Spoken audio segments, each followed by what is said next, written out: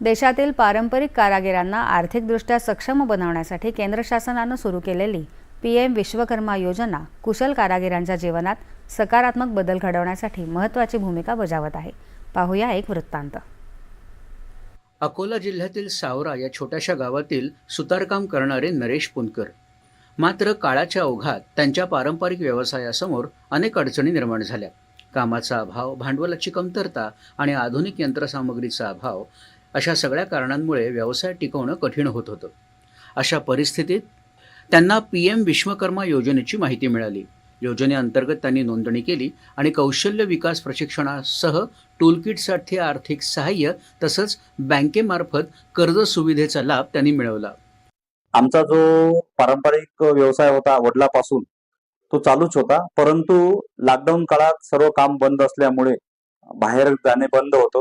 अशा वेळेस माझ्या मनात एक कल्पना आली आणि मी शेतकऱ्याच्या पूर्ण प्रकारच्या वस्तू बनवल्या। योजनेतून मिळालेल्या सहाय्यामुळे नरेश पुनकर यांनी आपल्या व्यवसायाचा विस्तार करण्यासोबतच पारंपरिक शेती संस्कृती जतन करण्याचा संकल्प केला। लाकडापासून बैलगाडी, तिफण, वखर, पेरणी यंत्र, कुदळी, दमनी, रेंगी यासारख्या नामशेष होत चाललेल्या विविध पारंपरिक शेती अवजारांच्या त्यांनी प्रतिकृती तयार केल्या, ज्यांचं प्रदर्शन महाराष्ट्रासह देशभरात करण्यात आलं आहे। यासोबतच त्यांच्या कलाकृतींना शोभेच्या वस्तू म्हणूनही मागणी वाढत असून त्यातून त्यांना अतिरिक्त उत्पन्नही मिळतंय। 2020 पासून मी या वस्तू सातत्यानं करत आहे।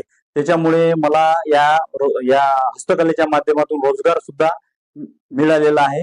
हे काष्टशिल्प मी सातत्यपणे करत आहे आणि या माध्यमातून महाराष्ट्रच नव्हे तर महाराष्ट्राच्या बाहेर सुद्धा मी प्रदर्शनी करत आहो आणि या प्रदर्शनाच्या माध्यमातून ह्या वस्तू माझ्या खरेदी होत आहेत आणि याला चांगलीच मागणी सुद्धा आहे। नरेश पुनकर यांचे भाऊ देवेंद्र पुनकर पारंपरिक पद्धतीने सुतारकाम करत होते। त्यांना प्रधानमंत्री विश्वकर्मा योजनेच्या माध्यमातून 7 दिवसांचं प्रशिक्षण मिळालं, 15,000 रुपयांचं टूलकिट मिळालं आणि त्यानंतर स्टेट बँक ऑफ इंडियाच्या माध्यमातून मिळालेल्या 1 लाख रुपयांच्या कर्ज पुरवठ्यामुळे ते स्वतःचा व्यवसाय सुरू करू शकले, ज्यामुळे रोजगाराची एक नवी पाऊलवाटच त्यांना मिळाली। विश्वकर्माच्या माध्यमातून आम्हाला टूलकिट मिळालेली आहे आणि 7 दिवसाचं त्याच्यामध्ये प्रशिक्षण सुद्धा झालं आणि तो भत्ता सुद्धा मिळालेला आहे मला 4,000 रुपये। हे खरोखर आनंदाची बाब आहे मिळाली तर माझ्यासाठी आणि समाजासाठी सुद्धा चांगली आहे। पारंपरिक कौशल्याचं संवर्धन करत स्वावलंबनाकडे वाटचाल करणारे नरेश पुनकर हे पीएम विश्वकर्मा योजनेच्या यशस्वी अंमलबजावणीचं उत्तम उदाहरण ठरतायत।